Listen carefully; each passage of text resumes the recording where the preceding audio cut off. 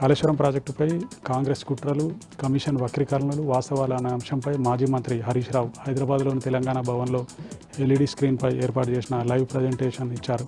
ఈ సందర్భంగా మంచిర్యాల జిల్లాతో పాటు కొమరంభీం ఆసిఫాబాద్ జిల్లాలో బీఆర్ఎస్ పార్టీ కార్యాలయాల్లో ఏర్పాటు చేసిన ఎల్ఈడి స్క్రీన్లో Harish Rao live presentation తిలకించారు BRS party నాయకులు, కార్యకర్తలు. ఈ కార్యక్రమానికి పెద్ద ఎత్తున బీఆర్ఎస్ పార్టీ నాయకులతో పాటు పలువురు పాల్గొన్నారు. మంచిర్యాల జిల్లా కేంద్రంలోని బీఆర్ఎస్ పార్టీ కార్యాలయంలో ఏర్పాటు చేసిన ఈ కార్యక్రమంలో ముఖ్య అతిథిగా మాజీ ఎమ్మెల్యే దివాకర్ రావు పాల్గొన్నారు. దివాకర్ రావు మాట్లాడుతూ, నాడు దేశానికే దిక్సూచిగా ఉన్నటువంటి కాళేశ్వరం ప్రాజెక్టును బదనం చేసే ప్రయత్నంలోనే ఇవాళ కాంగ్రెస్ ప్రభుత్వం కమిషన్ను ముందు పెట్టిందని, కేసీఆర్ను ఇబ్బంది పెట్టాలని, బీఆర్ఎస్ పార్టీని ఇబ్బంది చేసే ప్రయత్నం కాంగ్రెస్ ప్రభుత్వం చేస్తున్నదని, కేవలం 2 పిల్లలు కుంగితేనే గోదావరి నదిని ఎండబెట్టే ప్రయత్నము కాంగ్రెస్ ప్రభుత్వం చేస్తున్నదంటూ మాజీ ఎమ్మెల్యే దివాకర్ రావు మండిపడ్డారు. మంచిర్యాల, కొమరంభీం ఆసిఫాబాద్ జిల్లాల కలెక్టరేట్ కార్యాలయం ముందు ప్రభుత్వ ఉపాధ్యాయుల సంఘాల పోరాట సమితి ఆధ్వర్యంలో ధర్నా చేపట్టారు.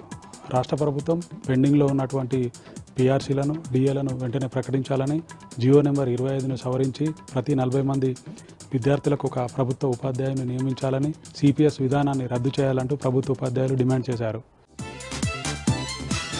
మంచిర్యాల జిల్లా చెన్నూరు మండలం సుబ్బారంపల్లి వద్ద రోడ్డు ప్రమాదం చోటు చేసుకుంది.